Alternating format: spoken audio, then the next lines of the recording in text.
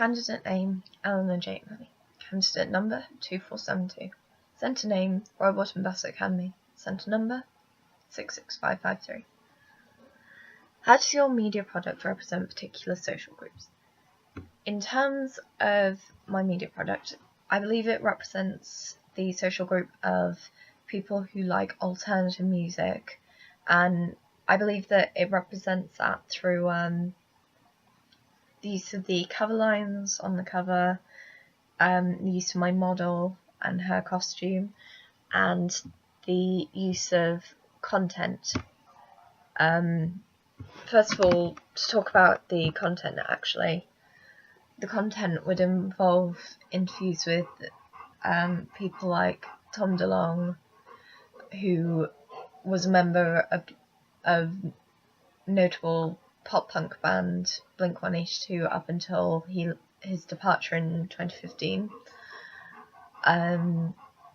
So mentioning him, he's still relevant to the world of pop-punk and the world of alternative music, definitely, because he's still got projects on, for example, his other band, Angels and Airwaves.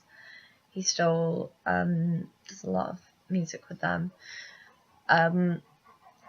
And the fact that as well I've mentioned that there would be an item on new music from acts like Lana Del Rey, Lorde, Weezer, Blink-182 and more.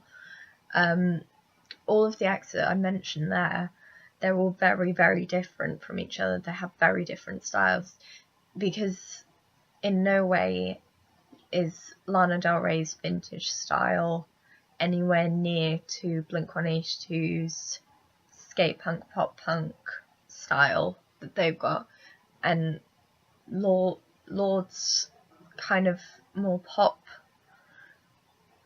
indie style is nowhere near Weezer's like rock style at all.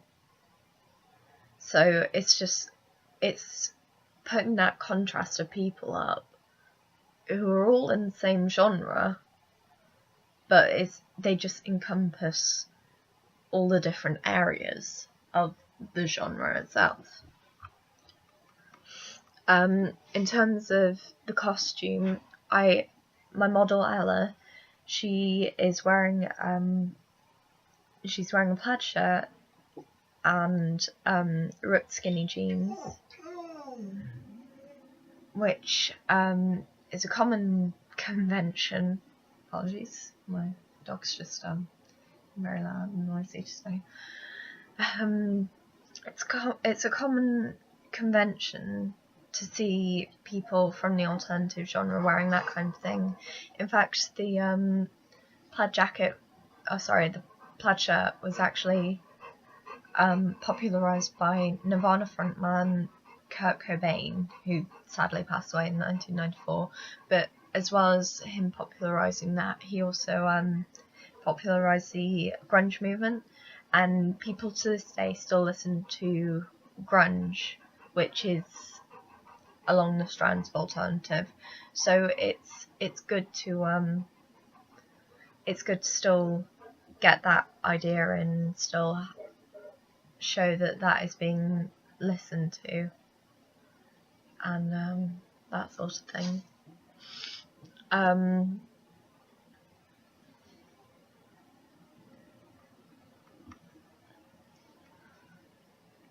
Who would be the audience for your media product?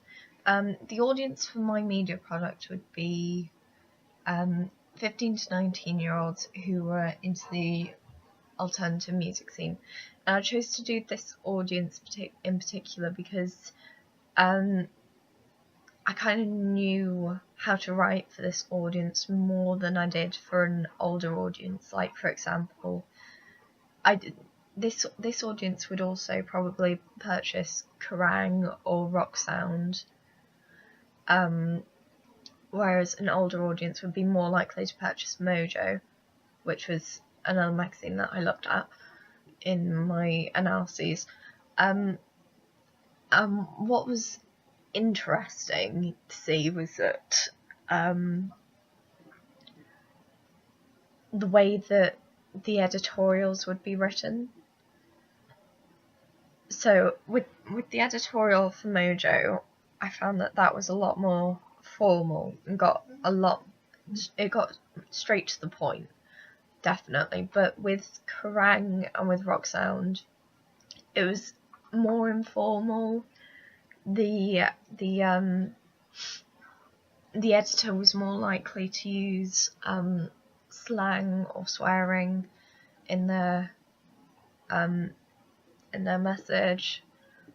It was you could tell that it was aimed more for a younger audience, definitely. So that's kind of what I wanted to try and emulate. Obviously, in my final piece, I did not swear, but I wanted to show that this was how it could be done, potentially. And lastly, how did you attract or address your audience? So coming into addressing the audience, as I said, I used more informal language. I used kind of slang a lot more. With the double page spread, I actually made it so that Ella, who was my model, she was a lot more relaxed. It was like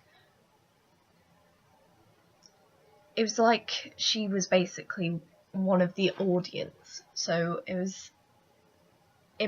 you have to make it seem like you can relate to them, and that's what I wanted to do. I wanted to, with the interview, I actually sat down with her and we just talked, and because Ella and I are such good friends anyway, we just talked, and it kind of felt like an interview where it was just really chilled and we were just talking about like everything. Oh. Yeah, hang on a minute, just hang on, sweetie. It was a lot more informal than it would normally be.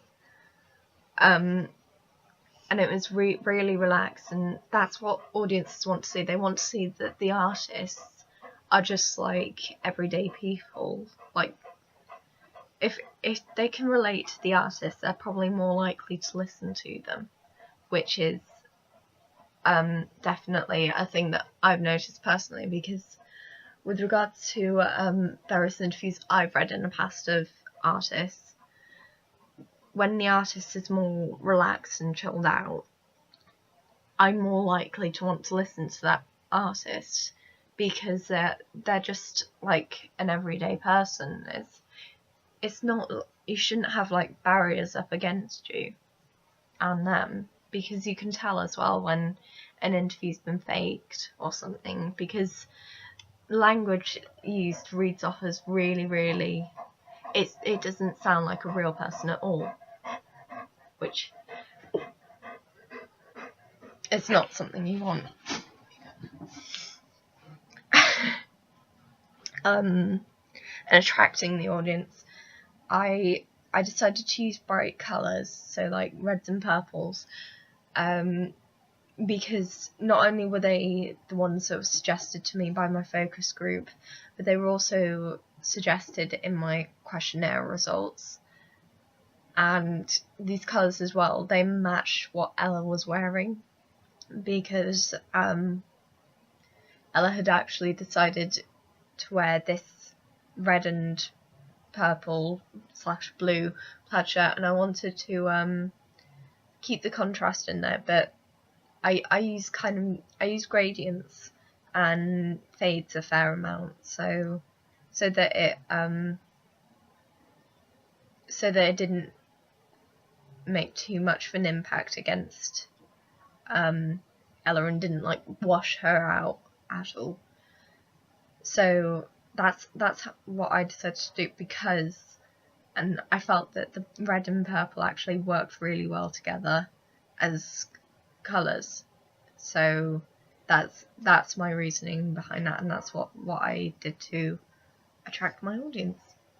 Thank you for watching this video, and apologies about my dog, he's just a little bit restless. Goodbye.